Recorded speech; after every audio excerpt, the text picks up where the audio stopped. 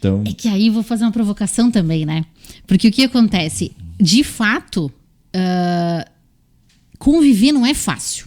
Não. E eu não tô falando que era fácil na época que o pessoal passava sem avisar na casa um do outro, pra tomar um cafezinho e mudava todos os planos. É que conviver não é fácil. Só que agora ficou mais fácil da gente se esconder, fugir da convivência. A convivência é uma grande prova para o ser humano. A convivência talvez seja uma das maiores provas que a gente enfrente, porque é um outro universo, um outro ali na tua frente, né? Eu tenho esse universo aqui que eu tô tentando dar conta de descobrir e de lidar, e aí eu ainda vou ter que me dar o trabalho de decodificar, né? E me conectar com aquele outro universo que tá ali. Então, assim, dá trabalho. A gente se enxerga através do outro, o outro é espelho para nós. Só que se não é assim, como é que a gente cresce? Como é que a gente aprende? É que ao mesmo tempo que é uma necessidade para nós, a gente não quer, né? Tipo, é uma necessidade, a gente se sente sozinho, mas a gente foge, né? Daí a gente não consegue identificar esse Porque a gente não sentimento. quer aprofundar. Essa que é a questão. A gente, para mim, uma das maiores causas de tudo isso é esse grande materialismo que a gente vive, essa superficialidade. Né? Tudo que é profundo, tudo que dá trabalho, tudo que exige esforço, né? A gente está numa era de lei do menor esforço. E onde que isso está nos levando, né? A nossa mente. Na tua pesquisa lá, com essas famílias, qual foi o impacto da internet na vida, assim, no efeito, assim, na vida dessas pessoas? Tu achou que isso foi positivo, assim, para essas mulheres? Eu imagino, tu disse às mulheres, o marido saía e daí antes ela ficava sozinha. A partir dali ela pôde se conectar de alguma forma com alguém. Mas foi positivo no modo geral ou é difícil afirmar assim? Eu acho muito difícil afirmar, sabe? Mas e cada um vai ter o seu ponto de vista. A gente tem um entrevistado, por exemplo, que a vida dele acabou, porque a mulher dele conheceu um outro cara na internet. E deu ruim. Em um ano, ela com a internet, ela aprendeu uma nova... Ela fez curso de confeitaria e de não sei mais o quê.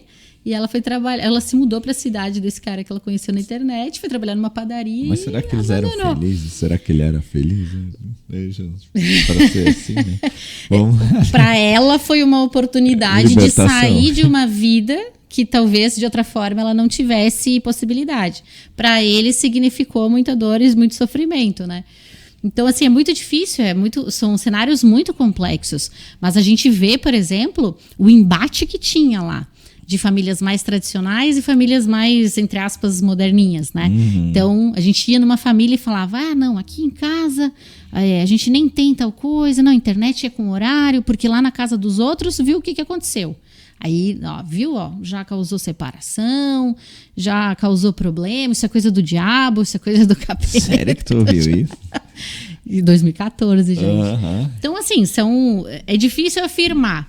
Mas gera, com certeza, o que dá para afirmar é que, sem dúvida, gera um distanciamento. Por quê? Porque antes, eles falavam para nós, olha, o único momento que a família fica junto agora é quando a gente vai para o galpão separar o fumo e todo mundo escuta o rádio junto. Fora isso... Cada um tá no seu... Cada um tá no seu canto. Nos afasta. E aí... Nos afastou de um ponto e ao mesmo tempo... Mas ao mesmo tempo, tipo, essa questão que nem você falou no começo. Tem pessoas que hoje tá muito... Eu acho que aumentou muito isso. Até no passado tinha, mas tá mais evidente, assim. De pessoas, a avó mora em tal cidade, os meus pais moram em Presidente Getúlio, eu moro em Indaial. Então, os meus filhos convivem... Eles se sentem tão próximos do meu pai, por quê? Porque quase todo dia eu faço uma videochamada porque eu quero que os meus filhos desfrutem o meu pai e minha mãe, né? E uma vez eu reclamei isso para minha mãe. Eu disse, a gente estava tendo um pouco essa comunicação e eu comecei a olhar, mas olha que doideira que foi para mim. E vou uma confissão aqui. Porque eu saí de casa muito cedo, 16 anos, então... Beleza, eu vim pra cá, trabalho, vida, eu não falava com os meus pais todos os dias. E eu falava com meu pai e a minha mãe cada 15 dias, uma vez por mês, ou quando eles vinham pra cá. Eu não era de ligar pra eles, o meu irmão liga todo dia. Eu já era mais fechado. Quando os meus filhos, o Samuel, foi fazendo 1, 2, 3 anos, eu comecei a pensar, o meu filho não sabe quem é o meu pai. Né? Tipo, eu queria que essa herança do homem que eu admiro passasse pro meu pai. E daí eu comecei a reclamar com os meus pais, mas a culpa era minha. Então eu tava cobrando dos meus pais o que eu, na verdade, não estava fazendo com os meus pais. Né? Como é que eu vou... Porque se eu não procuro os meus pais, a minha mãe me ligava, mas é minha responsabilidade, eu penso, como filho. E daí um dia eu liguei pra mãe, poxa, os meus filhos estão crescendo e eles não sabem quem são vocês. E daí eu comecei a ligar e, claro, comecei a visitar. Mas foi isso que eu senti, porque eu queria aquele legado dos meus filhos, né? E hoje, então, tipo, já tem aquela expectativa dos dois, qual hora que eu vou ligar para a avó e pro opa, né? Mas, que loucura, né? É totalmente paradoxal os tempos que a gente vive, realmente. Eu agora tô contando essa história, né? Bom, a gente sempre morou afastado da família do meu pai, né? Tanto que meu tio ainda mora no Mato Grosso, meus tios, meus avós moravam no Paraná, a gente no Rio Grande do Sul, enfim. E eu não tenho dúvida de que se fosse hoje, eu teria tido um contato muito maior, uma relação, talvez até tivesse desenvolvido uma relação com a minha avó, que muito pouco desenvolvi, né?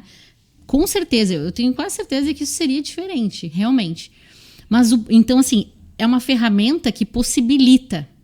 Só que se a gente não utilizar de uma forma consciente, entendeu?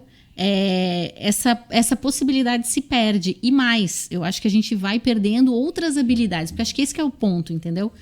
Na minha pesquisa, com certeza, dava para ver o quanto que essas famílias conseguiam manter, participar de eventos juntos, né? Vamos cozinhar junto, vamos tomar um vinho junto, vamos dar saudade, né? Pessoal que migrou, enfim, para outros países. Agora, esse é o lado positivo, né? Você poder, os teus filhos poderem ter esse vínculo com os teus pais. Eu acho que o ponto paradoxal é esse, né? Ao mesmo tempo que a gente ganha toda essa possibilidade, a gente perde outras capacidades humanas de vínculo e de comunicação.